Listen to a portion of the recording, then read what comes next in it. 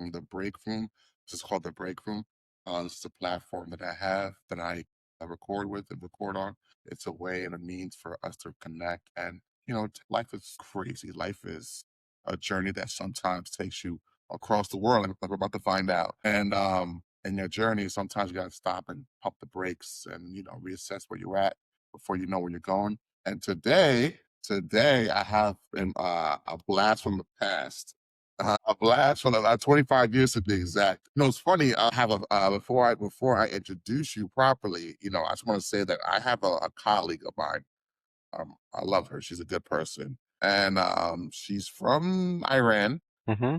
and she speaks Farsi. She speaks Urdu, or is it Urdu or Urdu? I think it's Yeah, Urdu. it's Urdu. Urdu. She speaks Urdu and she speaks Arabic, of course. And, I was telling her my middle name the other day, 'cause my middle name is Bashir. I don't know if you Hmm. know Nah, that. I didn't know that. Yeah, my middle name is Bashir. And Bashir means bringer of light or bringer of good news. Huh? And so we were talking about that and the meaning of it in the Quran. Are you before I even assume, are you an actual practicing or culturally Muslim, or are you agnostic? Are you Yeah, yeah, I'm a Muslim. I'm a Muslim. Okay. So you should know that Arabic, and Bashir means bringing up good news or positive announcements. And then she was telling me, I told her about you, and she was like, "Oh, Shamoon." She's like, "Well, Shamoon," and so how she pronounce it, it means like he has heard or God has heard. And she was telling me the origins of your name, and your name to introduce you is Shmoon. So shout out to you. Welcome to the show, bro. Thank you. Thank you for having me. No problem, brother. So, as I was talking to my colleague, and she was telling me all the beautiful insight about the different meanings of certain names. And I'm always interested and fascinated by culturally what brothers and sisters from the Middle East, what their culture is, what they represent, the different multifaceted styles of folks back in the Middle East. And because I have friends who are Bengali, who are Iranian, Iraqi. My boy Wakas, shout out to you, Wakas. He's from Pakistan, and I've always enjoyed learning from folks from over there because I feel like it's is a culture or sect of people, which of course I'm throwing a blanket statement because obviously there's no monolith. People are different, but it's always undertold and underrepresented Yes, sir. of how diverse you guys are, and how unique you guys are. So, not and by the way, I'm not going to have you just to give a blanket statement about culture.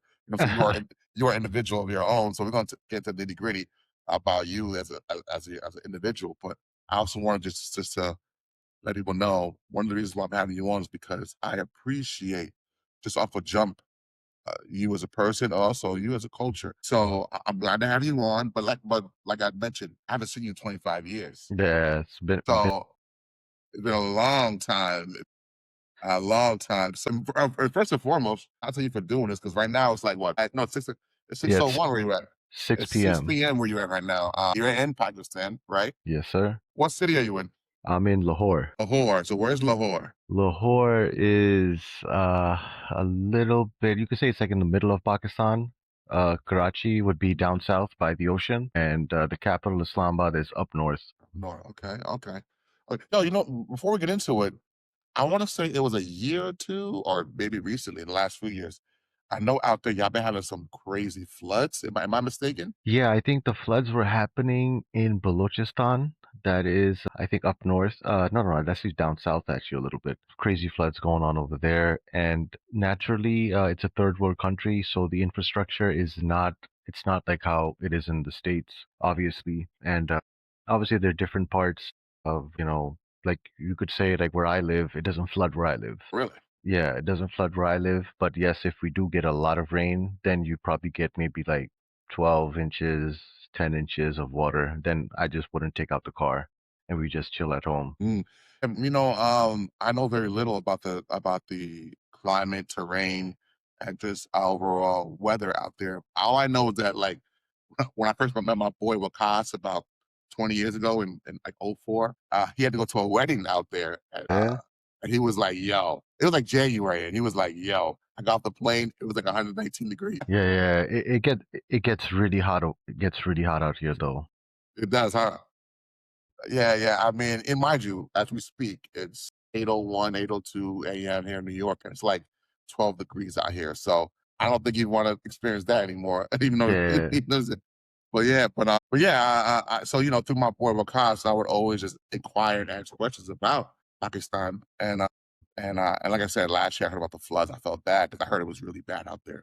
The yeah, floods. yeah. It gets bad. It gets bad, no doubt. Even in the heat, there's like a heat wave warning, and the people who work outside, the labor workers who work in direct sunlight, it gets difficult for them, and yeah, it gets crazy. Man, that sucks. That sucks. So my thoughts and prayers go out to anybody over there who was affected by the floodings of the last few years. And I pray to God that they weather the storm, literally. Well, let me ask you. I mean, let's go back though. Let's go back in time because you've been there for the last 25 years. Yeah, But were you born in the States? Were you born in yeah. New Yeah, York? I was born in Brooklyn.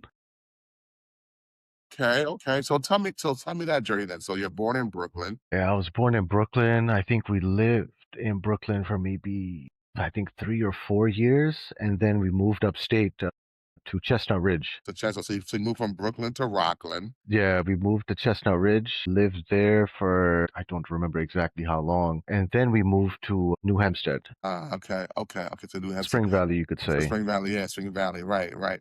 So okay, okay. So because my introduction to you was through Valley and through school, I would remember you as a fun, loving, good energy, smart, intelligent, damn near brainiac. I don't think I was First, that smart though. you don't think you're that smart? Nah, I'll No, give you no, that. no. But you know what's messed up? You know what's messed up? It's the thing where like all Asians or Middle Eastern folks. They're credited as being naturally smart, intelligent Yeah. people, even though you had just as much right to be slackers if you want. Go ahead. But it's that Harold and Kumar situation where like Yeah. there's expectations of you to like be one way. It was like, dude, I get high, I chase chicks, whatever, same as you. But do you get that? Do you get like a preconceived notion, or at least when you were back home in New York, did you get a preconceived Yeah, my notion of my parents wanted me to become a doctor, and I still remember my mom promised me, she's like, if you become a doctor, I'll get you a Lamborghini. I still remember that, and I never pushed towards that. I just never liked studying, to be honest, and I still don't. I don't like reading, unfortunately, and uh, not even for not leisure? not not at all. Even though I'm into cars, I love cars, but I'll watch something, I'll listen to something, I won't read anything. Yeah. Reading is weird. Like I used to feel that way when I was like maybe in my teenage years and middle school. But I remember my dad got me a book. I want to say either late middle school or high school, but he got me a book about this like dude out in Boston who was like it was like a biography, I think, or he was like a serial killer. He was like some butcher or slasher, and he was like, "Here, read this." And once I read that, I was like, "Oh, all right," because it was a page turner, the content inside. So little by little, I started to read. But I get it. I get it. Reading is either it takes to you or it doesn't. You know what I'm saying? Yeah. I get it, I get it. But, as I got older, I started reading more like John Grisham novels. He's the guy who made all those later on movies like A Time to Kill and Uh-huh. The Client, stuff like that. So it's like courtroom drama and espionage. So those kind of books kinda like took to me. But if you try to get me to read like a nonfiction book about like, satellites or chemicals, forget it. Forget it. I'm not reading a book about Donald Rumsfeld. I'm sorry. I think the only book I remember reading was it was a book about Honus Wagner. He was a baseball player. I mean, that's the only book I remember reading, and I should have it in my house. And when I was telling my mom, like, the stuff that we brought from America to Pakistan, I just can't find that book anywhere. And I tried to search for it online if I could buy it, just to read it again, because that's the only book I remember reading. I Yeah, read it from really. beginning to end. Yeah. I wonder what that book took to you. To be honest, I mean, I don't even remember the book that much, but I know that I actually liked reading that one specific book. Yeah. We used to have in school the Scholastic Book Fair. Of course. I think that's where I got it from. I think that's where I got it from. Yeah. Wow, wow. It's funny, you mentioned that book that you can't find anymore. There's a lot of media today that you cannot find anymore, like, like, 'cause obviously me and you, we come from an era where, like, you had to buy physical print, physical video games, physical CDs and Everything music. was physical that time. Yeah, and nowadays there's actual like content like that it's not mass produced anymore. So if you didn't buy it anymore and it's not on a streaming service or not available to download, you might be screwed. Like you know what I'm I saying? I tried to search for it online. I could not find it anywhere. Um, and that's the drawback I would Yep. say of the digital world. You know what I'm saying? And I'll tell you this. I'll tell you this. Oh, so you left in 2000, you're saying you left New Yeah. York. Okay. So you left in 2000. So I don't know if you were in Ramapo High School for this.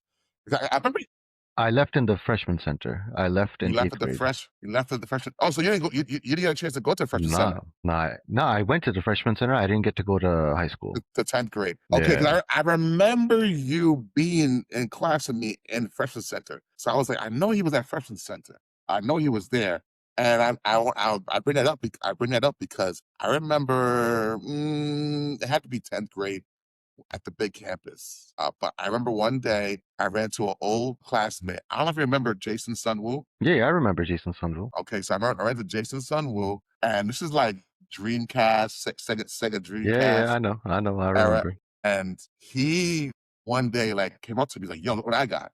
And he showed me like all these like these burnt copies of like Dreamcast games. The one part of me was like, this is like 10th grade, you're like 15 years old. So there's a part of me that's like, wow, all these games he has, I could just buy off of him. Cool. But then a part of me was like, and this is like 25 years ago, a part of me was like, it's not gonna go well. This is not gonna go well in the long run.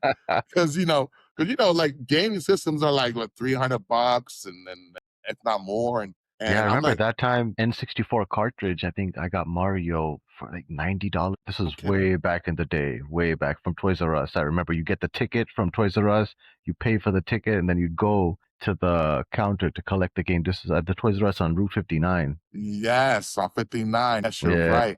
You're right. And yes, you need the ticket first. 'Cause that's how valuable they were. Get the ticket yeah, first and take your ass to the line. And then wow.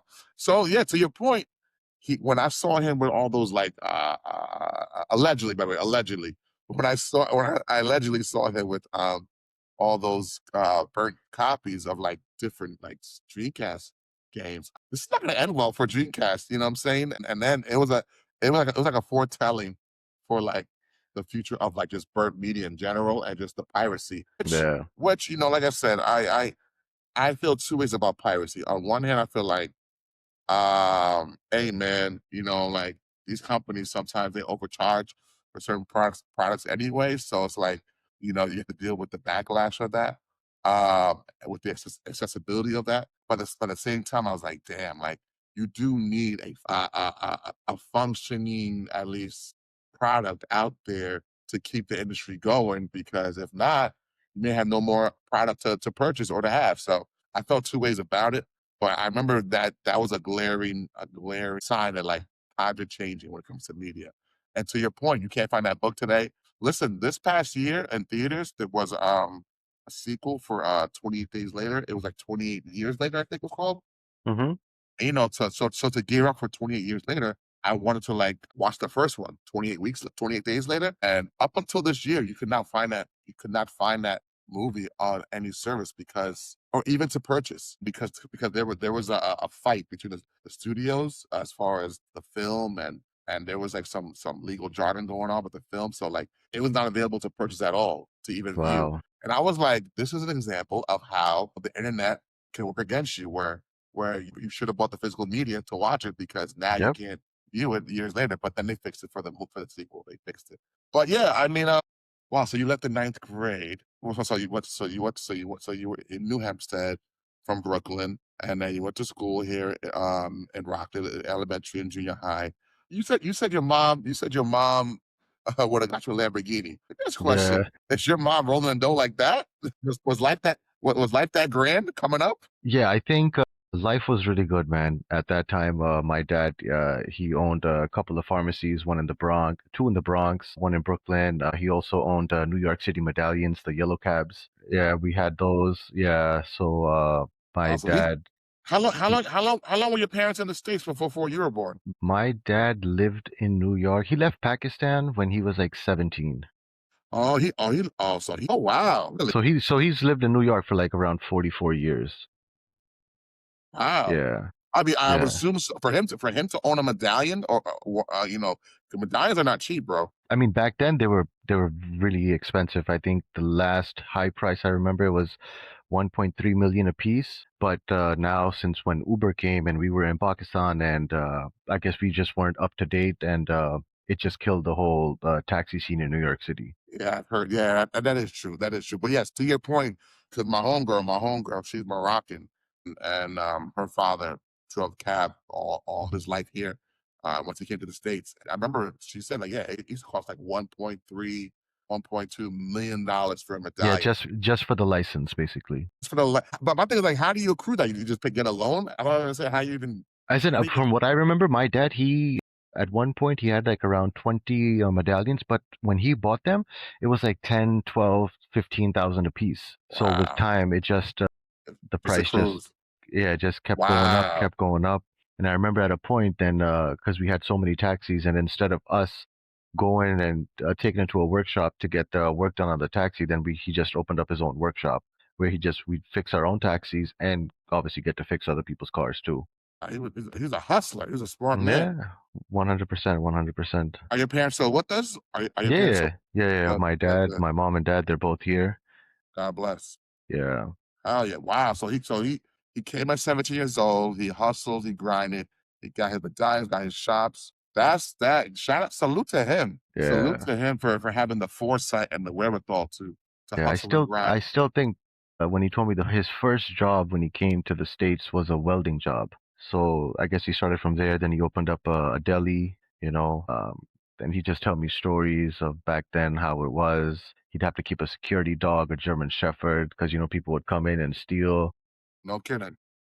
I don't remember what part of the city was in though, to be honest. But I remember going to the pharmacies though. I remember going to the pharmacies, the one in the Bronx. I remember that. I'm in the Bronx now. I've been here for like since 2013. Nah, Yeah, 2013. Yeah. I'm in the Bronx now.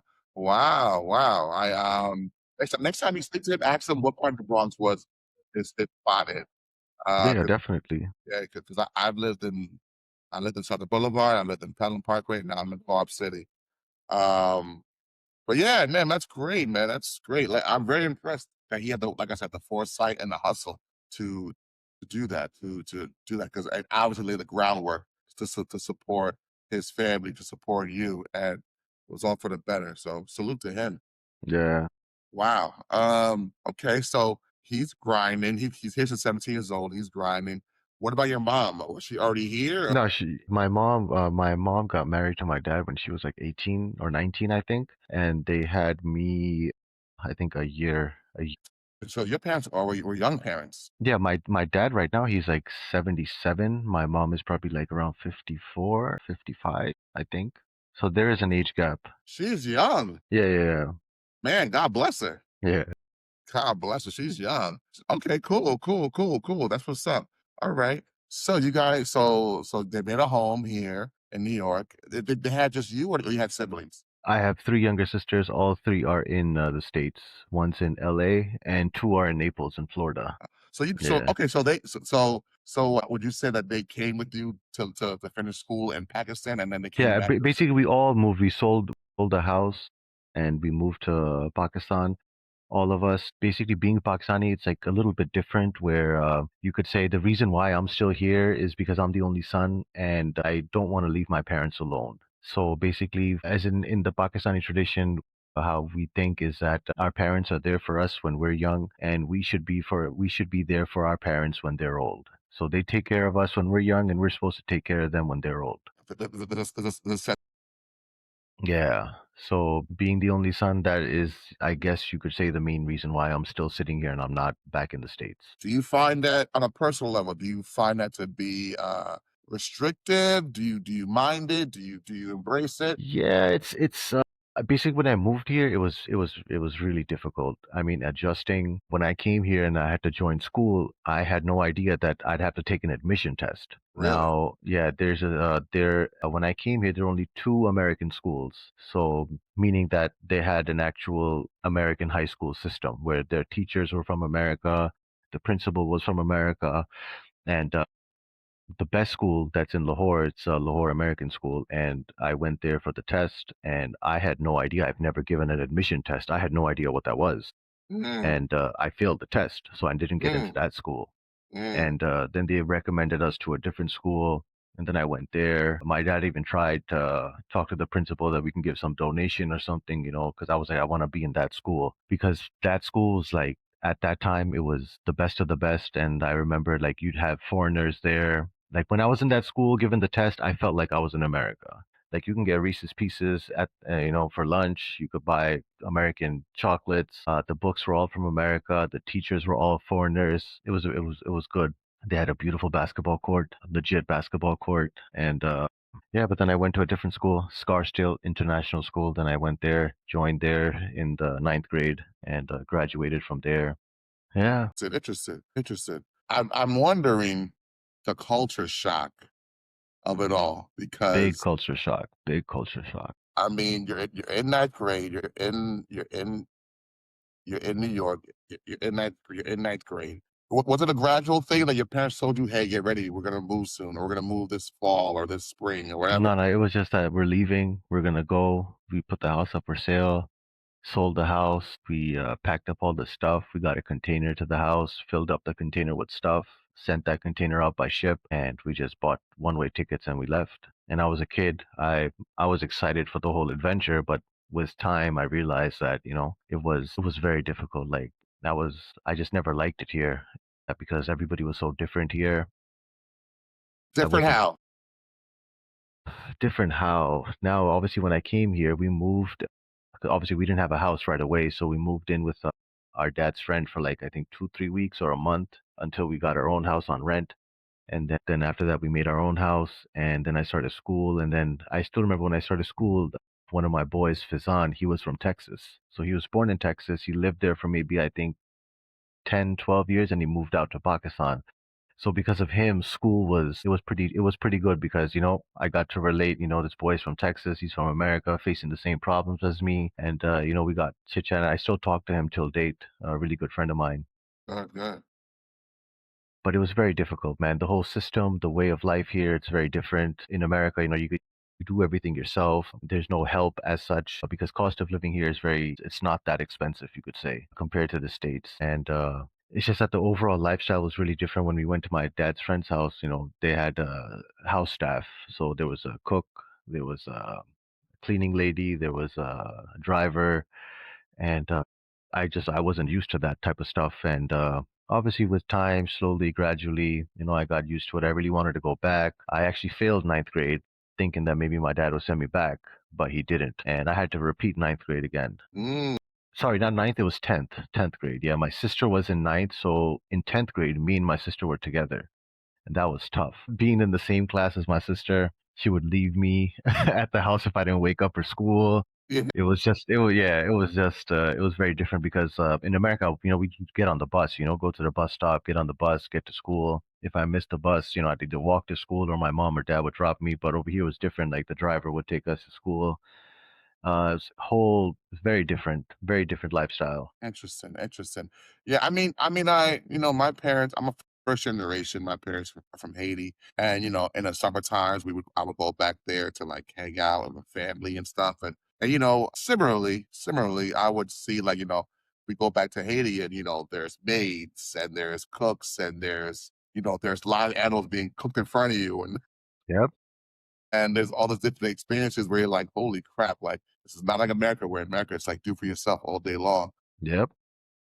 It's a very individualistic culture in America where like, everybody to themselves and do for themselves, which has positive and negative effects because being from a family of immigrants, immigrant or third world nation could be very communal where like family is very important. Family is heightened. And, even down to like you mentioned, your mother and father, where I assume it was an arranged marriage. I Yeah. assume. So even down to that, it's a different lifestyle, different culture, and you could be taken aback by it if you're an American. You know what I'm saying? Yeah. So I get it, I get it. I do wonder though, like what was the 15-year-old mind state of a Shmoon, being told we're leaving? Like Like, was there like hysteria? Was it like, I mean, to be honest, it didn't hit me because, when we were kids, it was just so different, and I was just excited, kind of, and thinking that yeah, we're gonna go. And I mean, we would go to Pakistan every year. I remember every summer we'd go to Manchester because my mom's sister lives there. We'd go to Manchester and we'd go to Pakistan. We'd stop at Manchester and then from there we'd go to Pakistan, and from Pakistan we'd come back to New York, and we'd go every year. And it's not like it was a shock, but when you're going to a country on vacation and when you're going to a country to live, it's two different things. It's not the same. yeah, you're right, you're right, you're right. When once you're settling, once you're being told this ain't on Yeah. vacation, you're settling. Yeah, you're settling. So settling down, I remember I met my biology teacher the other day. She like the women over here do this like monthly lunch thing, and somehow my biology teacher was there, my mom was there, and she figured out that she's my mom, and they got talking. So she invited me to the school carnival, and I met all my old teachers. And she reminded me, she was like, that you were always in resentment of Pakistan. You never liked it, this and For real? that. Yeah, and I never did, in essays and everything for my English teacher. I remember I would always write, that I don't like Pakistan, this and that.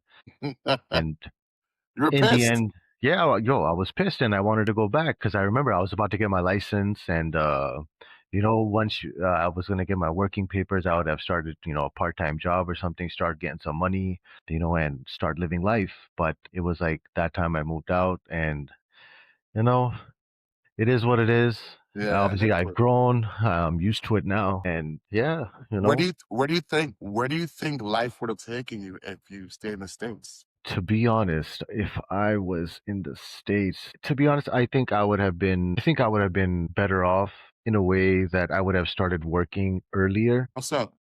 because I still remember from the guidance counselor, I got the working papers and I was supposed to get them signed from my dad. And I don't remember why he never signed them. And when I came to Pakistan, uh, I guess I mean, I didn't have to work even when I was going to college.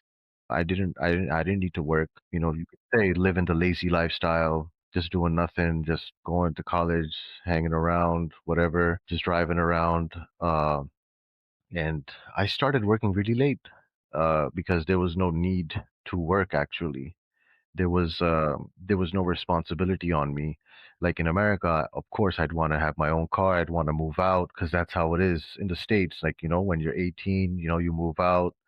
You go wherever you want to go. If I went to college, I don't know. Maybe I would have went to Florida. Maybe I would have went to Cali, or maybe Texas. I don't know. Wherever I would have gotten in. Right, right, And over here, it's different because my college was just like what, 15-minute drive from the crib, right, and right. I would just go and come back. And definitely, I started working late. Better late than never. But I started working late. Then I got married. I didn't know you're married, bro. I didn't even know that. Yeah, I've been married for 15 years. It's funny. Tomorrow is my Yeah, you were telling me. my How many 13 years? 13 years tomorrow. Oh, Wow. wow. 15 years. Yeah, Okay, we'll get 15 into years. that. But okay, okay, okay, okay. Yeah, maybe I would imagine, in an alternate universe, an alternate dimension. If you stay in New York, stay in Rockland or greater New York metropolitan area, you could have been like, just exploring yourself as far as finding out, who you are through Yep. college, through traveling. But let me tell you, bro, I don't know how it is financially in Pakistan, but let me tell you, it is a almost a trap to go to school, go to higher education school here in the States. Where what I mean by that is, dude, it's like these student loans, Yeah, and I know. I know. It's a lot. it's like a trap. It's like a It financial. is. It is 100% a trap, and you just get stuck, and you're just in debt throughout. Yeah, I mean, if you misuse a credit card out there, like I remember, I didn't know about having a credit score or anything, and I remember I went to T-Mobile to get a cell phone when I came on vacation, and the dude went. He was like, "I'm gonna do a credit check." I was like, "All right, I go, do what you got to do." I was like, yo, I need a couple of cell phones I want to get for me and my wife. And he was like, we can't give it to you.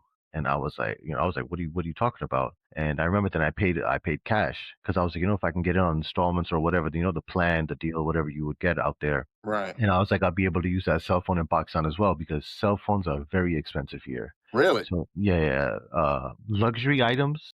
are very expensive. I think the iPhone, if you wanted to buy an iPhone today over here, it would cost you around uh maybe around $2,500, $2,600. Really? Yeah, Really? yeah, Jesus. I yeah, wonder very why. expensive. You have to pay this tax on top of the phone's price. Man, Even cars are very expensive here. Cars, I mean, I love cars, and one reason why I wish I was in America is that I'd be able to enjoy my passion of cars. Cars are very limited here, and there's a like 380% custom duty on top of the car's price. wow. So if you wanted to buy, let's say, a Lamborghini here, let's say if it's $200,000, you'd have to pay 400% on top of the $200,000. So the car would cost you around almost $1 million. 400% potentially on top of the cost? Yes, yes. Jesus Christ. For example, I have a 2018 M5. So in America, you probably get it for like 50, $60,000. Hmm. But over here, I paid around $165,000 for that car. My God, bro. Yeah, and there's no loans, there's no lease. It's all cash. All cash. All cash. Even the houses, it's all cash. You can't get a mortgage out here, nothing. It's all cash. Why is that? I have no idea, to be honest. Wow. So Interesting. it's different. I mean, luxury items are expensive here, but everything else, if anything is local, it's It's cheap. re- it's reasonable. Yeah, I remember years ago you were telling me how like because alcohol is alcohol that certain items are on the black market. So yeah, I think one time you were telling me how like Heineken, like a case of Heineken is like way more yeah, yeah. expensive out there. Yeah. I mean, a case of Corona with 24 bottles would cost around how much? $300. One case of Corona can potentially cost you Not around potentially, it actually will cost you $300 for my 24 bottles. where does one out there go to purchase You like can't beer? purchase them. You have bootleggers, and you just drop them a message and be like, "This is what I want." I mean, he'll tell you what's available, and whatever's available, you'd be like, "All right, I want this," and then he'll come and drop it off to your house, and you pay him. Wow. So like let's say you're fresh out of high school, you're fresh out of high school in Pakistan, and you want to like you and your buddies want to have want to have like a party or a rager or something. How are you partying as a young adolescent in Pakistan? What is a leisure slash party atmosphere like out there then? Now, all right, there is an alcohol factory here. It's called Murray Bury. Now, they do sell beer, vodka, whiskey, gin. Now, they sell them only at the five-star hotels over here. Really? Now, yeah, now it's really different. I guess it's like, I don't know how to say it. Basically, you could only Christians, legally, only Christians are allowed to buy them. Christians have to get a permit and they can go to the hotel bar and purchase alcohol and they can carry it. Now, being a Muslim, you're not allowed to. But, like, for Why example, is it considered haram or something? yeah, yeah, it's haram. Yeah, alcohol is haram. So what we did, we just drive up to the hotel, and a guy who is Christian and who has the permit would come up to the car, and he'd be like, "All right, what do you want?" We'd be like, "All right, for example, we want 5 beers." So what would happen is that if the beer would cost, let's say, 300 rupees, he'd keep 150 or 200 on top per can, and he'd go get the beers and he'd give it to us and we pay him the cash and then we just be out. And I still remember what would happen is the cops would be parked outside the hotel. So once you're exiting, the dude who would give you the beers would be like to the cops, "These kids are in this car, this number, pull them over." So that once we'd leave, the cops would pull us over and they'd check the car and they'd see that we have alcohol. And then, they'd be like, "All right, we're going to take you to jail, this and that." But then, we just pay them off. We, pay them off like 500 rupees. And I Wow. think at that time, $1 was like 70 rupees. Wow. But now $1 is 283 rupees. Really? Yeah. So it's, The exchange is better. no, no, it's actually worse now. I mean worse. Yeah. Jesus. Mind you, I'm gonna ask you to be silly. I was like, let's say you go to a hotel and you're a man, you're a Muslim kid or whatever. How do you how Like, can you fake it that you're Christian? Like, can you just wear a cross and be like, dude, I'm No, Christian? I mean like How today, do they? even if you went to the hotel, you could just walk up and get it, regardless if you're a Muslim or. But that alcohol is like it's cheap alcohol. It's low quality alcohol, I guess you could say. Yeah, but if you wanted to get the good stuff, like it's pretty expensive. Like a bottle of Jack would run you uh maybe I think around a bottle of Jack would run you around $90. Yeah, and now once you get that bottle of Jack, because there's a lot of fake out there. You know, you got to make sure your bootlegger is legit. And I know a lot of people out here because Jack has a specific smell and taste, Sure, and sure. they just refill it with some other type of liquor. They repack it and they sell it. Wow. Wow, yeah. Yeah. You get Yep. get to the black market, people are gonna, like, try to fake it on you and 100%. oh, man, it's terrible. I mean, but, like so, like, let's say it's a night out in town. You're having a night out on the town with your boys, and it's like you're like, you're young, late teens, early 20s, and you have liquor in the car. Like, is it like a tense situation driving in the car with liquor? Like, you Nah, not at all. I mean, not at all, man. Even if you got pulled over, you just pay off the cops. so it's that transactional culturally where it's like, all right, let's just pay the cops off. Yeah, because they're gonna want the money themselves. They're gonna come up to you. They'll be like, yo, what's up, brother? Hook me up. I'm your brother. I know, you got caught, this and that, blah blah blah, and you just pay them off. Like I remember, I've been to the police station a lot of times for having tints on the windows, and uh, every time I just pay them off. You Even the hear other that? day, I went to Islamabad to the capital with my dad, and when you enter a different city, there's a checkpoint. So the dude was like, you got tints on the car. I was like, yo, they're from the factory, and he was like, no, it's not. I could tell. I'm putting my nail on the window, and I can see it's paper. So I'm like, oh, I didn't know, and he was like, where you guys going? This, and my dad was with me, and my dad just put like, I don't know, he had 500 or 1,000 rupees, and he just shook his hand, gave him the 500 or 1,000, and we just dipped. Wow. And this is just like what 2 weeks ago. Wow. Wow. Yeah, So it's that the culture out there on the street, it can be that transactional at times. Wow. yeah. I mean, if you have power, If you if have you have power. money, uh, to be honest, nobody can stop you. Wow. Wow. Yeah. Is there and I'm sure you could speak to this as someone who moved back there in your teens with your parents. Is there a difference in being embraced or being acknowledged what if you're coming from America, from the States? Out here, I remember they would call you ABC, meaning American born, confused, desi. American born to what? Confused, desi. Desi it would be like somebody who's Indian or Pakistani. So that's what people would call me. They'd be like, he's ABCD, American born, confused, desi. Dissy. I got a Dissy. What's Dissy? What's Dissy? Desi would be what you would call somebody who is from India or Pakistan. I India, mean Pakistan. that's the best definition I could give you. Dissy. A B C D. Okay, interesting. Interesting. Yeah. Okay, so that's how they would identify you. And was that a negative connotation or was that just Yeah, it was negative. You could say it was negative. interesting? Interesting. So Yeah. so was it hard for you at that time? Well, you didn't mention how you being more so gravitated towards kids who were like from America, like the Texas kid. Was it that hard to like connect with locals? As a kid. No, not really, because the school where I went, everybody spoke English, and they spoke pretty goddamn good English, Right. Right. and it was good. I was a captain of the basketball team, for like 2 years. I took the team undefeated because I'm tall. Fazan Nice. was Yeah. Yeah. tall, and they Right. would just call us the Twin Towers, and we just go school to school, just ripping everybody, because Wow. I was so tall, like nobody could get the ball from me. It Right. was Right. just Right. Right. impossible. And plus, nobody played basketball to that level. Like I wasn't good, but whatever I played in America was better than whatever. Yeah, it was pretty good out here.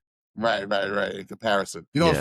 It's funny, and I say funny, I say that, loosely, but it's interesting because you mentioned the nickname, Twin Towers. So you weren't around, you were already gone in '01, Yeah, I 2001, was you were already gone. gone. Yeah, I So you missed, a lot of my friends who are still here, who are of either South Asian, Middle Eastern descent, any and all in between. A lot of my friends of that persuasion went through hell and the coming years, coming months and years after 9/11. Here in the States, there was a lot of ostracization, a lot of bigotry, a lot of just like hateful spirits after 9/11, a lot of ignorance, a Yep. lot of ignorance. And, I saw it even like, and not, by the way, it could be whether you were Sikh, whether you were a Christian Arabic person, whether you were Muslim, all in between, people were getting, just hammered with just Yep. ignorance, off of just like, just ignorance. I wanna ask you, back home, what was the mood and temperament in those coming years after 9/11? Like, because soon after, 4, oh 05, oh 03, the government, our US government, we were in Iraq, which is of course a different country, of course. But we were just all out propaganda against Yeah. certain sects of people. Did you feel any repercussions? To be honest, I could speak for my mom, dad, and my sisters. We personally haven't ever experienced anything like that. Good, good. Whenever I would come and I would land at JFK, they'd always send me to secondary screening. And Really? they'd always ask me the same questions. What does your dad do? Why are you here? And he would know about like Lahore. He would know about the area, like where I live and everything. Like that dude was up to date every time. And there came a time I'll tell my dad, I'm like, yo, what's good, what's good? I mean, he talked to his lawyer and this and that. And I think the last two times I came, they did not send me to secondary, and I was like, yo, I just scanned my passport and I just walked straight to baggage claim. Right, right, right. Otherwise, they'd pull me over for like an hour. I'd have to sit down and wait. They'd ask me 21 questions, and it's just a Mind you hassle every time. mind you, traveling in general sucks. Traveling in general Of is course. like when I say traveling, I don't mean the experience of seeing new lands or seeing other places, but like the physical of like going on a plane, going through baggage claim, going through TSA. I think it's in the States, to be honest, because when I go to other countries, like to Europe, to Dubai, to Qatar, it's not a problem. But Really, whenever it's I, smoother. yeah, it's way smoother, man. But it's just in the States, man. And then traveling domestically, I mean, I remember I traveled from New York to Florida, and it was a pain, man. It was a bitch. Oh man, I was like, to be honest, I'd rather just drive it. I'd rather take that day drive than take that fucking flight. bro, 3 weeks ago, yeah, 3 weeks ago, I went to my cousin's 50th birthday party in Atlanta, and I had just been there last year as well. So I had just flown recently in the last few years a few times, and I can't stand flying in the states. It's a hassle, and God forbid you're flying from America to like the islands, or from America to overseas, or vice versa. Just TSA and going through Yeah, it's just terrible. It's just terrible. And so I'm looking at it from that lens where it's like not only does traveling suck in the States, but now because of just quote unquote screening, random yeah, screening, or bigotry, like if you will. Now on top of that, you gotta wait an extra hour to be asked all these random ass questions, and it's just yep. like so. And I've heard that before, and I feel terrible when I hear those stories. But my thing is like, can't they see that you are actually a U.S. citizen and originally? And Yeah, I mean, like, I have no idea. Like, I remember telling the dude, I was like, yo, you know where I live in Lahore. You know what type of area it is. So can't you, like, deduce what type of person I am? Like, do you think, he would ask me, do you have anything to do with any organization or anything? I'm like, yo, do I look like a person? really, Yeah, I swear to God. I'm like, yo, do I look like a person? And obviously, when I tell them, you know what my dad does, this and that, but they already do everything. And again, they're just asking me the same questions again and again. I guess like the fourth, fifth time, like it was just like, I just sit down. I was like, I already know what you're gonna ask me. I was like, yo, just shoot, because I got people outside waiting for me. Because in the end, whoever's coming to pick me up from the airport, he's got to wait like 2 hours extra for me to come out, and then we're gonna leave the airport, and it's just a waste of time. But wow, yeah, it's different in Pakistan though, like the airport scene over here, because like how can I explain it? Like when I travel, like I have a guy at the airport, he'll already get my boarding card and everything before I even get to the airport. So I just go like an hour before, and he takes me through immigration and everything, cuts all the lines, and just drops me straight into the lounge, and I just get on the plane. So nice. it's totally different out What's what's here. what's the flight time from Pakistan to the States? Pakistan to New York, for instance. If I was to go on Qatar Emirates, so from Qatar and Emirates, it's a 14-hour flight. Oof, And oof. from Pakistan to Dubai or to Qatar, it would be like what, 3.5 hours? Yes. It's a long ass flight. And being 6'5", it's very difficult to fly, man. Yeah, yeah. Oh, yeah, yeah, of course, of course. I mean, if you could fly business, it's very comfortable. It's very good. It's a whole experience. Like Qatar, I think, is way better than Emirates. Their service, Yeah, they're like they're on your ass. Yo, what do you want to eat? When do you want to eat? You know, they're always on you. All right, what could I get you? This and that. And it's like you cannot tell that you're flying for that long. Yeah, it's very. I mean, it's pricey, but it's comfortable as hell. Like you comfortable. cannot Yeah, tell. You cannot tell that you're in a 14-hour long haul flight. mind you, in Delta, you have a tight seat and some peanuts. Yeah, I remember once. I didn't know about the airlines in America, and I took Spirit once. Oh my And God, bro! oh, I didn't know that you'd have to pay for everything, like your bag, for water, for this. I was like, yo, I might as well just cop a different ticket. And that was the first and last time I flew Spirit. And I was like, yo, I think last now I went on Continental, I think, or Delta, I don't remember. Then it was better. But Spirit was, I Bro, don't even want to. Spirit. They damn near make you fly the plane yourself. Yeah. Oh my God. Like, I so would never recommend Spirit. I mean, it's cheap for a reason, you know. yeah, I just saw the ticket price and I was like, all right, whatever, I'll just get this. But little did I know that I have to pay for my bag. And now, obviously, if I'm landing in JFK and I gotta go someplace else, I'm gonna take my stuff with me. And you're not allowed to take a bag. You gotta pay like 50, $60 on top, and it's like $100 ticket, $120 ticket. And like to be, I'd personally just drive it. But obviously, the wife doesn't want to, sit in the car for that long because she's not used to long drives like that. Yeah, bro. I just flew Frontier, and let me tell you, bro, Frontier is it's like only like a one notch above Spirit, but still Hmm. like no Wi-Fi. You got to pay for snacks, and like you better download any content you want for the flight Yeah, because pre-hand. yeah, I mean, in pre-has the end, they're running a business, yeah, and they're out there to make money. They're not out there to make sure that we're doing good. They can care less about us. exactly. Yeah. It's an interesting. You mentioned your wife when you've been married for 15 years. When you come with her to the states, or if you ever brought her to the states, does she feel a culture shock? Does she feel it? No, she actually she likes the States. No kidding, kidding. Yeah, she likes it a lot. She loves Mexican food. Okay, What you call? Yeah, she likes it. She just came back from Miami a couple of months ago. She went out there. I got her the green card, because her being my wife, she can get the green card, and so she needs to enter the states every year. Like technically, she's gotta live there, but obviously, she just goes there for 2 weeks, stamps her passport, and then just comes back out. to keep the green card active. Yeah, to keep the green card active. Awesome. So she's kind of by now she's kind of like somewhat well versed in the states culturally, what the states is Yeah, yeah, about. of course, of Food. course, of course. Interesting. She has no inquiries or yearns to like ever like try to live here in the States or She, I mean, to be honest, she wouldn't mind moving out there. But to be honest, I'm so used to the lifestyle here now. To be honest, I don't want to go back. really? Yeah. I And mean, why like, is that? now I've set up businesses, I've set up a system, I've made a name for myself, I've made my contacts now, and now if I was to go back to the States, I'd have to start from scratch. You would, huh? And I'm not trying to start from scratch now. I mean, and to be honest, I mean, I guess you could say I'm used to the lazy lifestyle now. The more laid back lifestyle. Yeah. Because your work is in IT, right? What's your work in? For example, the outsourcing work I do is basically we dispatch trucks in the US. Really? Yeah, so I have a staff around 50 people, and I have a team who call truck drivers on the regular, trying to get them to work with us. And then I have dispatchers who actually build a relationship and get the truck drivers loads from the load boards or from the broker or for whatever. Interesting.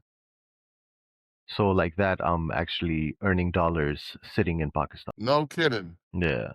So Man, then the good the exchange rate is good too. hell yeah. Yeah.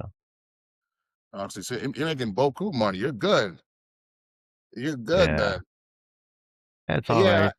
I Comes hear with its that. problems, but yeah. I can imagine. I can imagine. But yeah, to your point, you're making good money back at home. You get the exchange rate, so you get to recoup extra money, and there's no need for you to get back to this hustle and grind of Yeah, of America, course where not. it's more stress than it is leisure. Yeah, that's the whole thing. It's just more stress. And to be honest, like in Pakistan, when I go out when I'm driving, I drive as I please. You know, if I get a ticket for let's say overspeeding on the highway, it's what 2,500 rupees, which comes out to what 500. It comes out to damn what's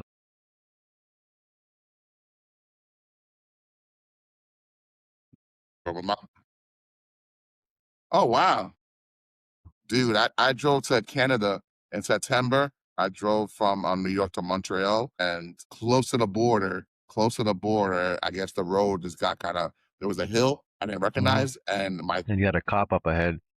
you know it, bro. Yeah, probably on 286. It was like yeah, I guess so, but it was like further down the line, like close to the border almost, but like Huh? but still in New York State. And I remember like that ticket turned out to be like a $300 ticket. Like it's like Yeah. Jesus, it's money, man, it's money. You know. In fact, you mentioned your tints. I remember one time, like maybe 20 years ago, I was driving and I had like a loud muffler. I had dark tints and my inspection was like a day late. So I remember a cop pulled me over that night, and it was on Main Street, Spring Valley, 45, and the dude hit me with like a three tickets in one night, like back to back to back, and it was like almost like $500, but thankfully I took care of it all, so the judge threw it out. He's like, "Oh, don't worry about it, you good." Yeah, because out there they're just out there to get that money. That's it, man. But yeah, yeah, Like over yeah. here, you don't need to get insurance for your car to drive it. No kidding. No, no, not at all. You don't need insurance. You just buy the car. People even drive cars without number plates out here. What? Yeah, What? Damn it. it's very different. And to be honest, I'm comfortable. I can see that. I can see that. I can see that. I can see that. But back to what I was saying, like, so you're saying that, because of naturally, because of who you are, your family, and just the way things ran its course, you didn't really feel the tension of a post 9/11 world back home. You didn't feel that tension per se directly. No, not really. I mean, Not really. even when I came out there, like obviously, you see the news, what's going on, the profiling and everything, but like to be honest, firsthand, I didn't experience anything. It's funny. Speaking of profiling, right now I have a very serviceable beard. Like my beard's pretty long, so Mm-hmm. whenever I grow my beard out, I like if I wear like a hat or a kufi, Uh-huh. like all my Arabic Muslim brothers will pull up on me and and start speaking to me in Arabic. And I'm like, no, no, no, I'm not Muslim. But it's funny because it's just we all naturally as a society, we see somebody we profile, but obviously in this situation from 20 years ago, 25 years ago, it was dark profiling, it was bad Yeah, profiling. So things were tough here for all my American raised Arabic folks. So I always have that in my mind as far as like how to make sure people are treated with respect and not just written off as something because they look a certain way. So yeah. I'm glad you didn't experience that per se firsthand. Glad because dealing with TSA is enough. You know what I'm saying? But yeah, man, you said you've been married 15 years. Was that a marriage that you naturally met, or was it an arranged situation? Like you could say it was a semi-arranged marriage. What does that mean for you? Arranged, you would say it's because now out here it's a little different. Like when it was time for me to get married, now you got these matchmaking ladies who matchmake families. So you tell them your requirement, what type of girl do you want, this and that, blah blah blah, and then they hook you up. Like the mom would talk to the mom, and then they share pictures. And but for me, I got to talk to my wife. I got to meet her. So that's why I'm saying it's semi-arranged. So we got to chit chat, we got to talk, get to know each other, and she loved New York that time. I remember the first time when I saw her Facebook, like the list of things, like her favorite things, like favorite place was New York, favorite food was pizza. She loved Gossip Girl. So everything was like kind of like New York related. And I told my mom, I was like, she's good, and she told her mom that he's good, and then we got engaged. We were engaged for a year, and then we got married. Interesting, interesting. Yeah. So in theory, would you have been able to say, "Nah, mom, I'm okay, not this girl"? Like, was that Yeah. I mean, but to be honest, out of all my boys, I've always wanted to get married. Like, I just wanted really? to, yeah, I wanted to settle down. Like, I wasn't that type of guy who would just want to, linger it up. linger it on. I just wanted to, get it done and out of the way and move on, And why is that? I have no idea. It's just that's just how my thought process was, and I think I think I was engaged in college, and I think the second last year I got engaged, and I didn't even finish college, to be honest. Okay. Yeah, I quit the last semester. I was like, yo, this is not for me. And yeah, I did a bachelor's in business, and yeah, the last semester, 6 subjects, I just left it. I was like, yo, I'm done. I can't do this anymore. I can't wake up in the morning, can't do none of that. I Yeah. guess it just wasn't it for me. I hear you. I hear you. I mean, listen, they try to sell you when you're younger that like school's important. School is important, but Yeah, yeah, it is important, but school not to is the extent they push it. oh yeah, yeah. That's to the extent they push it, but they try to give you this glory or glamorous idea about school where really school can be a nightmare. School can be stressful as hell. Yeah. School could be sometimes feeling like unnecessary. You know, sometimes you're in class like, why am I here? Why am I learning this? This is not necessarily I mean, important school for is me. good. Like college, I mean, I get it. Like college, if I was in America, it would be different because college out there is a whole experience. College out here was totally different. I think what we had, like I remember a college parking lot. I think what total of what 20 cars maximum. So it was small. It's nothing like the colleges out there. But I guess maybe that's the reason why I was just never interested. I'm sure if I went to like NYU or anywhere, even if I went to RC, worst Yeah, case. I mean, it would still be better than where I went. really, really. That was that Yeah, different, huh? yeah, Interesting. it's different. One class, Interesting. like the other class is like what 20 steps. Yeah. Yeah. Wow, wow. I never did the quintessential college as far as like dorming and going away. I did RCC, which is AKA 13th grade. I did that. Mhm. And then after that I took some time off because I got my associate's degree and then I took Mhm. some time off. One because I was just trying to figure out what I want to do in my life. And then later on my mom, she's fine now, but my mom had a brain tumor, so like Wow. she had health issues, so I was helping her out, me and my dad, my sister, we were helping her out, holding her down, and then it took a long time for me to go back and finish. I didn't really go back to like 2017, 2016, well, 2017 really. And then right now, this upcoming semester in January, I'm gonna finish my master's. I teach currently, I teach special ed. Yeah, you told me. Yeah, but I'm gonna finish my master's after this upcoming spring semester.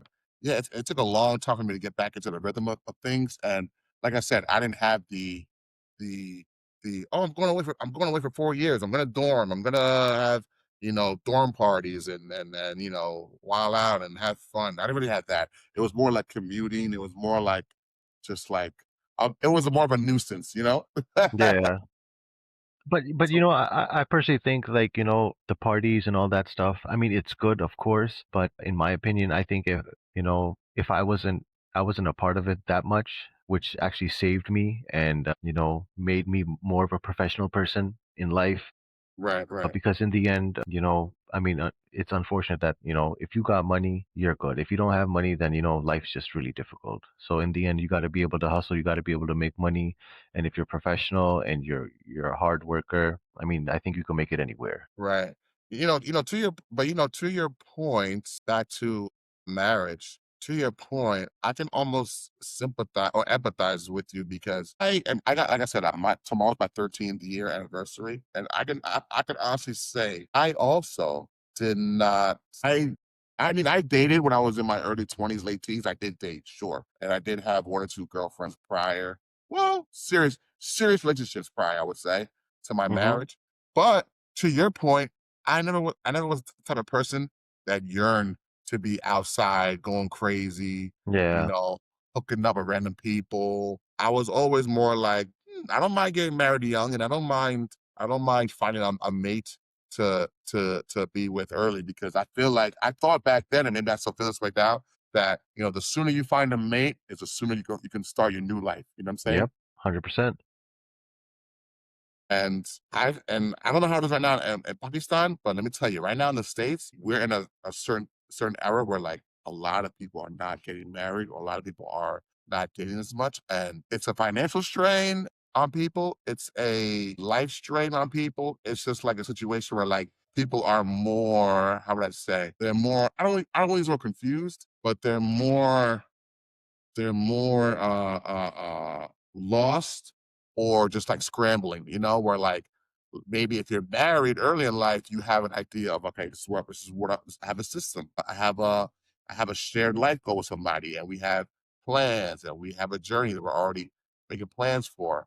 Where if you're on your own single running around, you potentially are just like, living life with no necessary plans for a future. And that can be Yeah. scary. So to your point, I felt comforted by marriage. I felt comforted by finding a partner early in life and working with them. So I never minded being one of the guys in my crew who was married early. I got a lot of shit for it growing up, you know. Yeah.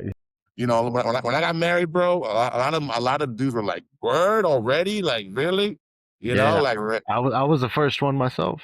I was the yeah." first one. Yeah. Did you get shit for it or Oh, of course, of course, of course. But my wife is really understanding, so it didn't really make a difference. I still get to chill.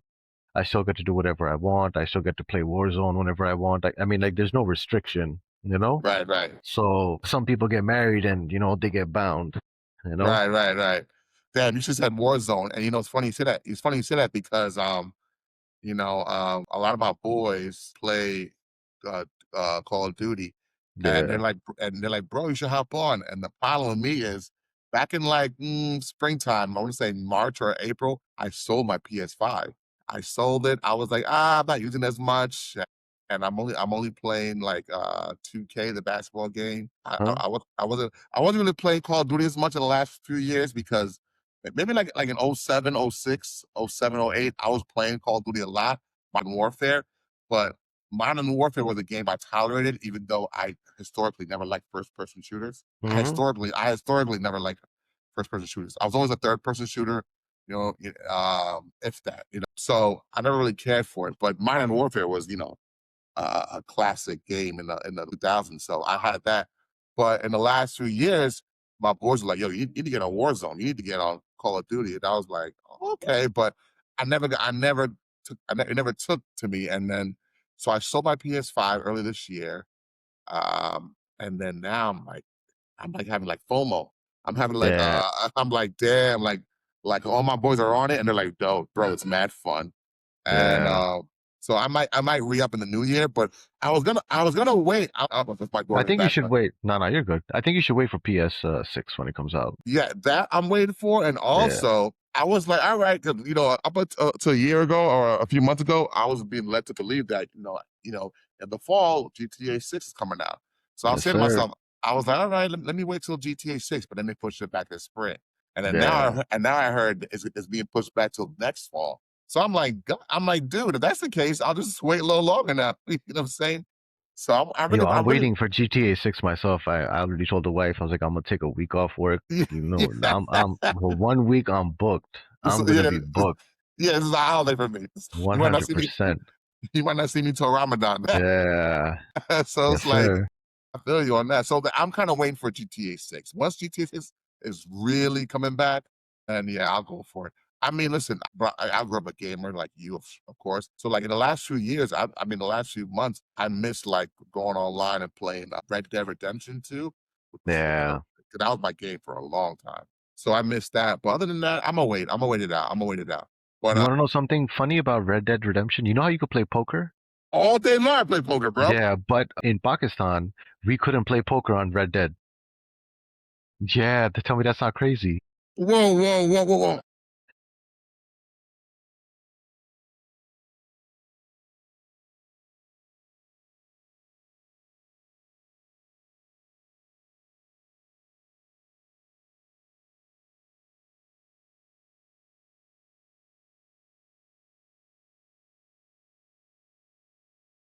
100%.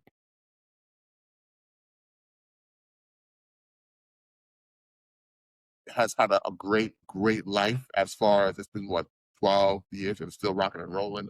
Yeah. The online stuff is still rocking and rolling, and people still make use of it. And I get that, and I appreciate the longevity of GTA because of the online experience. No doubt, no doubt. I give it up.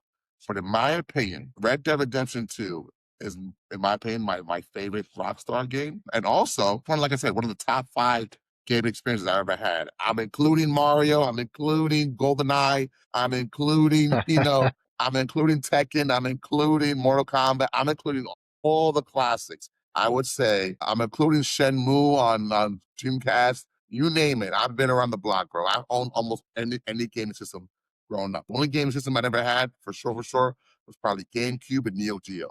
Outside of that, you know what I mean? I was a gamer growing up, so I would say that Red Dead Redemption 2, I always herald that as a top 5 game in my life. And once you beat the game and you play online for a little bit, it's fun. But I would play hours poker. You know what I'm saying? I would play hours on it. I go to the saloon, I sit down and play some poker. I grew up, playing poker with my cousins naturally, growing up, as far as like hanging out at parties with my cousins and like Yeah. kid poker. Like we play with like coins and nickels and dimes, like that's serious. And as I got to high school, like late and early college, a friend of mine, we would go down to AC and we would play like for real. But I'm not a big gambler. I would just play like for like minimal money, just for the fun of it. But, so I enjoyed poker, in my youth. So once Red Dead Redemption 2 came out and I realized, oh, you can play poker here, it was so addictive, I would play the poker nonstop. But you're telling me in We didn't Pakistan, have that option. Yeah. how is that possible? I don't understand. I have no idea. I was so excited. I'm like, yo, we're all gonna sit down and play poker and have fun. But when you'd walk in the saloon, there was no option. You could have a Getting drink at the bar. I don't know what they did. You could have a drink at the bar. You can get drunk at the bar, but you could not rack it up. what about blackjack? Did they allow blackjack? Nothing. No No gambling. gambling. No gambling. Yo, that's But I think that crazy. goes for the UAE, Saudi Arabia, Qatar. I think it goes for the Middle East and I guess some part of Asia. I guess they're able to modify the Yep. game. Depending on your Wow. location. Now, I mean, we live in an era now where when it comes to certain devices, there's VPNs, there's ways, VPS, there's a yeah, lot of stuff. but I guess not for gaming, huh? Nope. You could not. Till date. Damn, It suck. I've never experienced playing poker on Red Dead. Never. that's one of the best experiences about playing Red Dead. After a while, Yeah. it's like, wow, that kind of breaks my heart hearing that. Yeah. It So, sucks, but it is what it so, is. so, would you say out there is there at all a underground black market gambling community, or no, not at all? Yeah, I mean, like, I remember, I think maybe 7 years ago, my wife gifted me a poker table. So I got my bat cave or whatever you want to call it. I threw a poker table in there. I called the boys over. We'd rack it up every single day, and I'd play for fun. But then there Yes, came a yes. time boys would be coming over to make money. And me being the house, I wouldn't take any rake. I wouldn't, I'd provide them with drinks and whatever, food, just Right, being a right. good host. But then you got dudes coming out there just to make money, not paying up. And then, you know, I'm not trying to chase anybody for somebody else's money. And I was like, it's just not worth it. Then I sold the table. I think last time I played poker was at my friend's house. And yeah, we just get together, we play whatever, like 10,000 buy in. 10,000 is what? Maybe like $50 buy in. Right, right, right. Yeah. Wow, wow. It Yeah. really broke my heart to hear that. Yeah. What are some other things, like little intricacies like that, would you say that I get to experience in America that you necessarily don't get to experience in Pakistan? Let's see. And like little things like that. 'Cause damn that Uh, to me, like, yeah, yeah, of course it does. I mean, is there any censorship of that kind elsewhere, like in movies or music or content? yeah, yeah, for movies too. Like, you won't see any rated R movie in the movie theaters, and even if there is like some sexual scene, I guess they'll have it pre-cut already out of the roll, and they'll just skip it. Wow. So if it's like the mid 2000s and there's like a Judd Apatow explosion of like different movies like Knocked Up and Wedding Crashers or Old School or like rated R movies, you Like, might you see won't even get that. You won't even get that. Like, that's out of the question. really. Yeah, you'd have to buy the DVD. Like, let's say back in the day, you'd have to buy the DVD and watch it yourself. But in the movie theaters, you will not see anything like that. Even I think kissing scenes in the beginning, they'd have them cut. Wow, wow. Yeah. Interesting. Interesting. Interesting. I mean, obviously, America is a wild west, so you know you can do whatever you want here. There's craziness here for a reason. Do you how do you feel about that? How does that make you feel? Like the censorship, the lack of quote unquote 110% freedoms. Like, does it bother you? Is it Not weird? really, as in I travel, so it really doesn't make a difference. Like Right, right. if for like 25 years I was just sitting in Pakistan and I never left, then it would have taken a toll on me. But I can always take a 3-hour flight to Dubai. I can take a 6-hour flight to Europe, and I still get to experience whatever needs to be. And it's like I guess it takes the pressure off, you could say, more or less. You mentioned Dubai, and in the States, we grew up with Atlantic City or Las Vegas. How has Dubai's rise in the last 20 plus years, how has it affected life, traveling, and leisure over there and overseas? Like, is it like a means to like escape and have fun? Like, Yeah, what of has course, of course. what has the emergence of Dubai been like for you guys out there? So for Dubai, Culturally. the first time I went to Dubai was in 2004. Oh, really? So That back? yeah, Okay. yeah, and I remember that time it was probably like 30,000 rupees for the round trip ticket. So it's cheap, a short flight, and my dad's sister lives there. So the first time I went, we hung out with them. I remember I bought an exhaust for my car. I brought it back, and now in Dubai, obviously you have bars. It's a Muslim country, but they actually promote tourism, and if you want to promote tourism in a Muslim country, you have to have alcohol, because obviously, you got people coming out, people want to drink. So in Dubai, it was really good for us because now when we moved to Pakistan, there was a McDonald's. Subway came after a couple of years, then KFC came. And the franchises were coming in slowly, slowly. But we just go out to Dubai and you could have everything. Like, we'd literally bring back grocery from Oh, Dubai. not Because kidding. yeah, now in Pakistan you can get a lot of grocery now, or you can get it imported if you wanted specific stuff. Like if I wanted Krispy Kreme, there's this person there. You can order it and it'll come from Dubai to your house. Yeah, I remember when anybody would go to Dubai, I'd be like, "Yo, bring me back Burger King." It's a 3-hour flight. They'd bring me back 2 burgers from Burger King. Wow. Yeah. Wow. It's funny, I'm also a huge boxing fan. Mhm. First and foremost, by growing up with my dad, and like I said, my mom and dad from Haiti, so I grew up, watching football, Mhm. soccer in the house because of my father. So I've always uh, had a world view as far as sports because of football. But as I grew up, I also would watch boxing, world boxing, whether in the States or whether the UK boxing, etc. So, in the last 5-ish years, Saudi Arabia has really Stepped up their game. stepped up their game as far as entertainment, as far as tourism, They're as basically far as promoting tourism now. That's yes, the thing. absolutely, Yeah. absolutely, because they want to ingratiate people for tourism. So, I've watched them, open up their world and pretty much ingratiate themselves, and that's interesting. That was a country where nobody ever thought you'd be able to drink alcohol. That was a country Never where thought that. you never would thought you'd see a girl half dressed. It's a country where you never thought you'd see a rave going on. Right. And yeah, and now because I went to Saudi Arabia for Umrah, I think a couple years back, and What's Umrah? What's Umrah? Umrah is basically being a Muslim. It's when you go to the Khana Kaaba. That's basically the biggest and the main mosque, and it's actually like the center of the world if you checked on the map. And all Muslims go there for pilgrimage and to pray. And Is that in I went, Mecca? yeah, that's in Mecca. Right, right, right. Yeah. So we Okay, went cool. there, and then from there we went to New York. But it was funny, we missed our flight. We were just 5 minutes late and they closed the gate and it was a whole problem. We had to exit the airport and we had to buy tickets again. And oh, it was such a pain. Oh my God. So Yeah. wow. So you went for Umrah and what happened? It was good, it felt really good, when you see the Khana Kaaba for the first time. It's a place where you have to dress according to it, and everybody, all type of Muslims are there. They could be from Nigeria, they could be from Africa, they could be from Europe, they could be from America, they could be from India, they could be Right, from Australia. It's like, and everybody is just there, and it's like a really nice holy experience. right, right. I was there for a short period of time though, but I'm planning to do it again soon, like properly for like 4 or 5 days. Right, So right. yeah, let's see. I read Malcolm X's autobiography, and Hmm.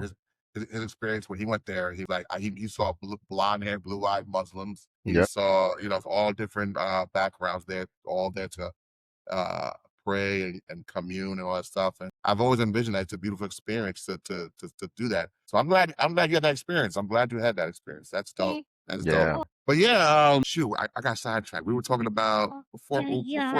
Oh, Saudi Arabia. Yeah, Yeah. just to see the change of Saudi Arabia. I'm like, I guess they definitely felt like, all right, let's try to open up the world to us and show that we are just normal human beings like everybody else. And Yeah, they're copying Dubai basically. yeah, They're yeah, doing exactly what they're doing.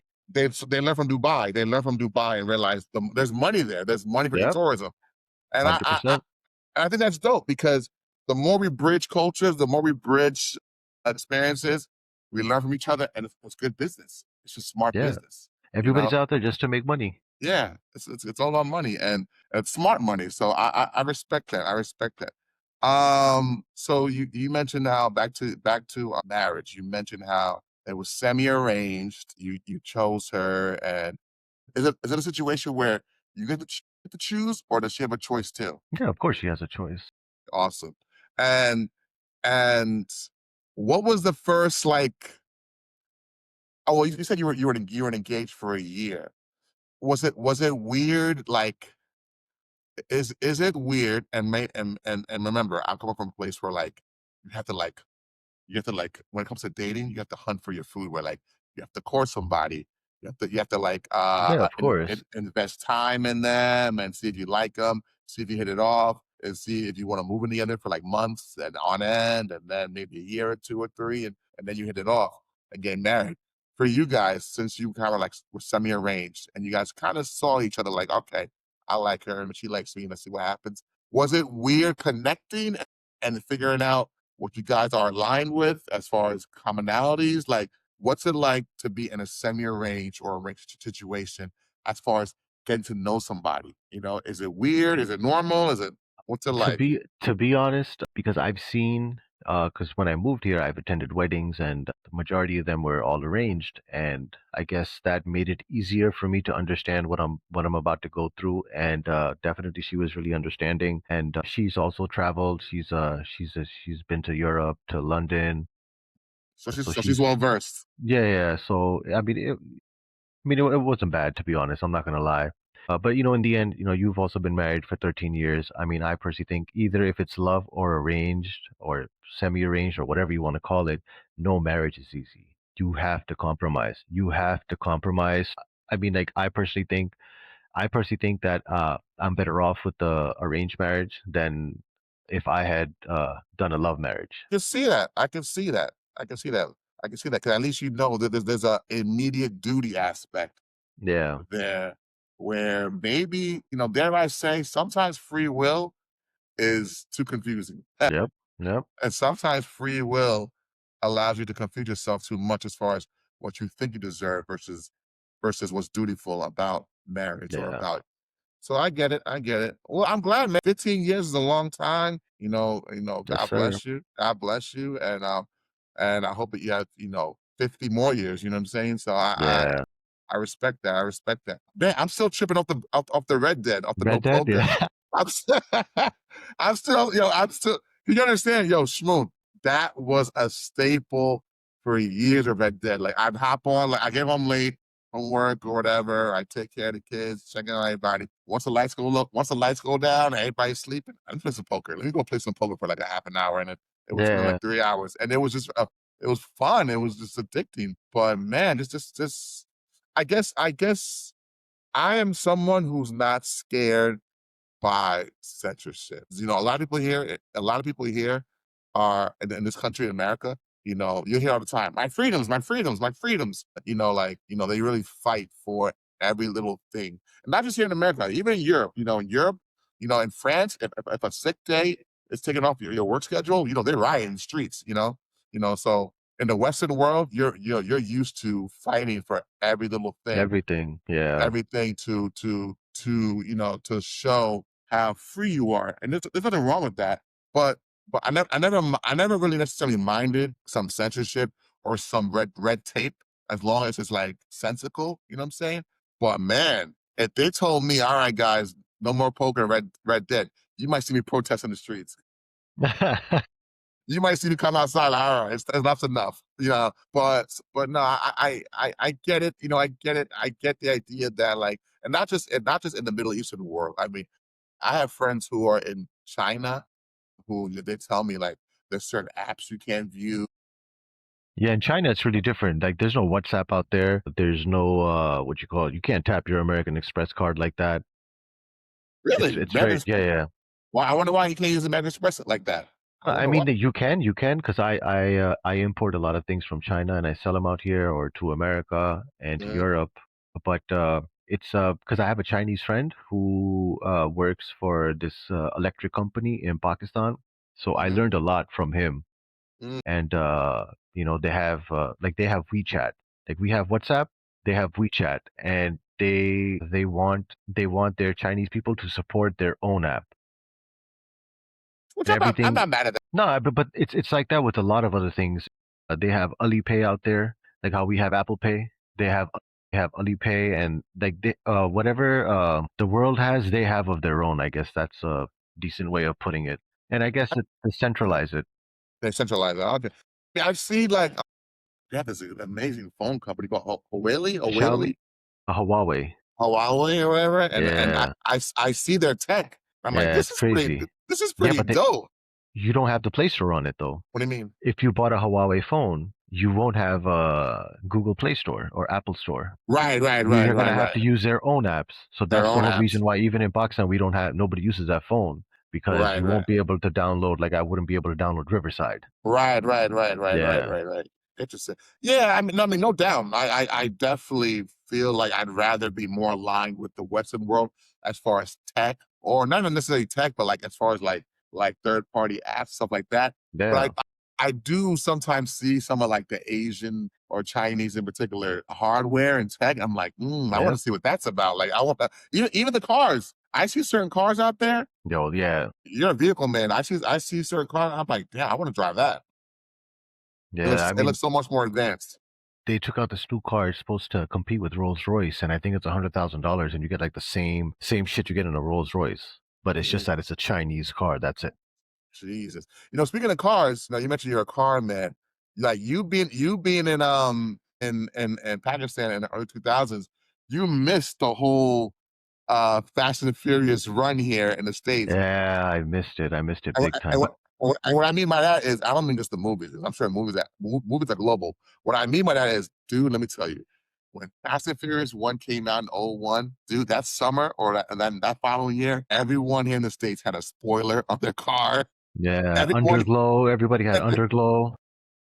I wasn't left behind. I had underglow on my car too. But the difference was when I moved here, it was very rare you'd see a Mercedes or you'd see a BMW. Like Ferrari was like out of the question. really, So yeah, and like now it's really different. Like now you'd see cars like just recently. We got our first Lamborghini Revuelto in Pakistan. If I told you how much that car cost, you how much would it not costs. believe it. I think it's like I think $800,000 in America, I think. Right. So in Pakistan, this dude, uh, he paid. Hold on, how much did he pay? This is 60. He paid around, I think, roughly $2.5 million for that car. Holy shit. Holy, oh And that Jesus dude who Christ. owns it, he drives from his house to his office and office back, and his office from his house is probably not even 2 miles away. My God.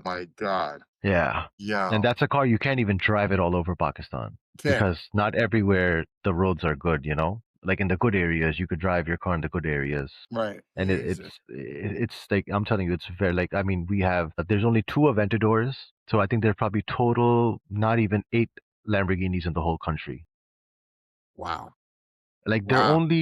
there are only 16 M5s in Pakistan. Wow. Yeah. That rare, huh? Yeah, it's that rare. But Jesus. then Jesus. obviously maintaining it and it's a problem because if anything goes bad, I'd have to import. the part. And when you Yeah, yeah. import the part, if the part's let's say $500, I have to pay custom duty on that part too. So I'm in the end, I'm probably paying $1,000 for that part. My God. And if I wanted to come by air, like next day or 2 day air shipping, it's gonna cost an arm and a leg. Jesus Christ. Jesus. That's the So and I guess that's the problem with I guess that's one of the few problems of being out there as far as yeah, the import pricing. yeah, My that God. that is a problem. But other than that, like I mean,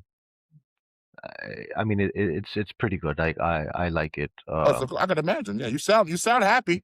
You sound good. Yeah, You sound content. You sound content with where you're at, and you sound content with the idea of being out there. You made a home out there, and you definitely did well for yourself out there. I'm happy for you. You know, but yeah, but you said you have siblings in the states. You have Florida and then Cali. yeah. Is it do you vicariously get to, like, learn or live through them out here? Or, like, is it, like, do you get to, like, keep up on things with them out here, like, or or it's like whatever? Not that much. I mean, like they're obviously busy in their own life. I'm busy in mine. I know we get to talk, and obviously once a year, we head out there. Because usually I land at JFK, so usually I'm in New York or New Jersey, and Right. so I think the last two trips we went out to Naples, went out. All the kids had fun. We Nice, hired a nice. babysitter. All of us adults, we went out, partied, chill, went for Nice. dinner and stuff. And my sister, she just got a job in LA, so I was telling my wife that now the next time we're gonna go, we'll probably land in LAX, fly around Right. from Japan, and Right, right. hit California and show her California. I've been to California when I was young. I don't remember it. I've seen pictures, but I guess I'll get to see the West Coast too. Yeah, man, go for it, go for it. I'm glad you still have actual people here where you have a means and a reason to keep exploring the states whenever you feel you'll need to. Because I don't want you to, as much as you enjoy or are settled with home in Pakistan, I still want you to have a little bit of consistent connection in the states because But I don't. that's never gonna die, to be honest. I mean, like me telling you that, of course, I'm living here now, but like deep down, I can never forget it because in the end, that is my home. Right, That is where I was born. That's where everything and who I am today. It's because of whatever I endured while I lived there. right. Yeah. Interesting. Yeah, it's your home. It is your initial home, and where you've been living, and I mean where you made your bones and stuff like that. Before we wrap things up, we're about to wrap things up. I wanted to ask you, who do you remember or still think of or wonder about since you left the states? Are there people that in your mind that you feel like I wonder how they're doing? I wonder how they're doing.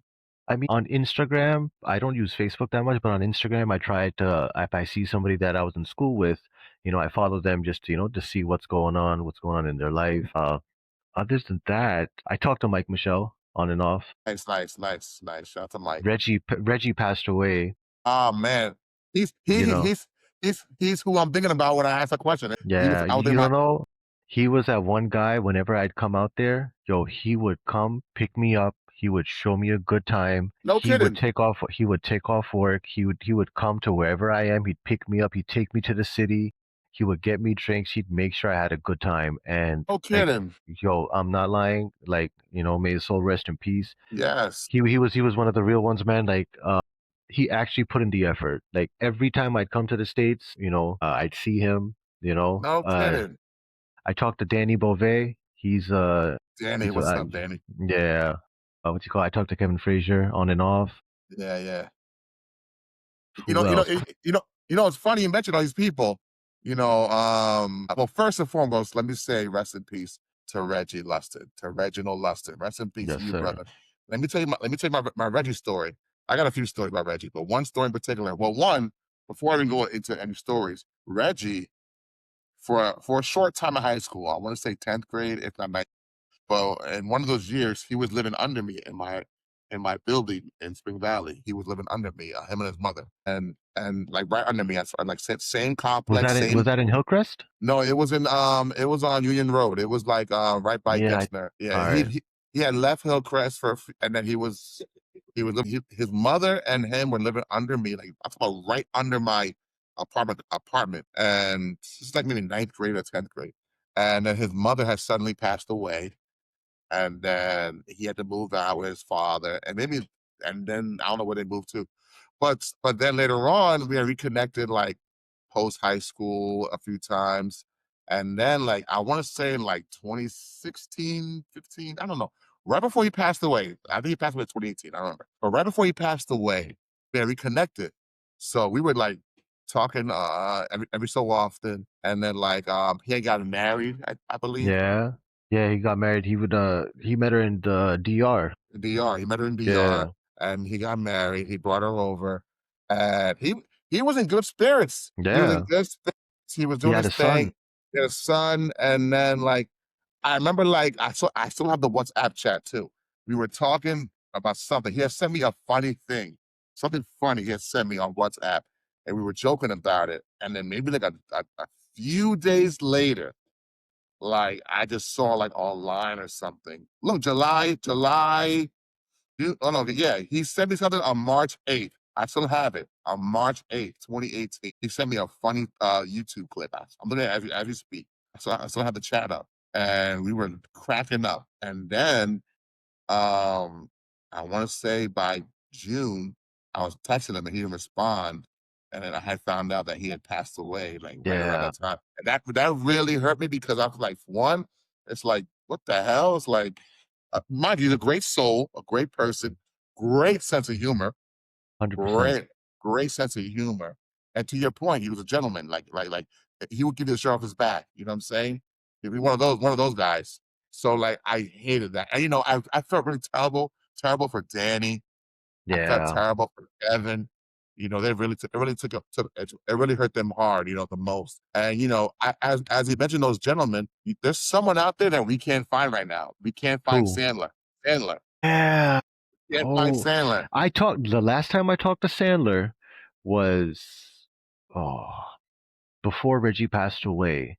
Right, before he passed away. Before Reggie passed away, I remember I talked to Sandler, but I don't remember where I talked. Did I talk to him on Facebook? I think I don't know where, but yeah, I don't yo, know. Sandler. He's like MIA, missing to the point where like I think his brother doesn't know where he is. Wow. I think family doesn't know where he is, which mind you, gets really scary when you think about it. It's like, well, where the hell is Yeah, he? of course. You know what I'm saying? You want to make sure that he's alive, and to begin with. But yeah, I asked you that question because I want to know like who are some people that still resonated with you all these years later. I mean, Reggie is one person who whenever I'd come in the beginning, he would always be there. He'd pick me up, but I think everybody else went left and right. Danny moved out. I talked to Danny on and off. Kevin, I talked to him. Kevin's still in what you call Spring Valley, I think, or around there. He does Yeah, his yeah. DJing. DJ, yes, he does. Yeah, I recently got in touch with Chris. Chris, he's still in, I think, Spring Valley. Chris who? Chris. I'm trying to remember Chris. Chris. Chris, I forgot his last name. I'm trying to. It's not Rodriguez. Chris. Chris Rock. Chris Rock. Oh yeah, yeah, yeah, yeah, yeah. Chris Rock. Yeah, Yeah, yeah, yeah, yeah, yeah, yeah, yeah, yeah. yeah, yeah, yeah. Yeah, yeah, obviously, I mean, like, of course, I can never forget, like, it's different for you guys because I left you guys and I'm here alone and you all are still there Right, now. So that's why I just, you know, I can't explain how it feels when I talk to one of you guys because, like, it just takes me back, you know, right, and right. it just even I think last time I drove past the freshman center. I don't know what school did I drive by. Like just I just drove by, just like whatever. I drove by each of the houses in New Hempstead and Chestnut Ridge. I showed my wife where I lived. This and that. I showed my kids where I lived. And, you know, What kids you have? uh, I have two boys, 11 Wow, and 5.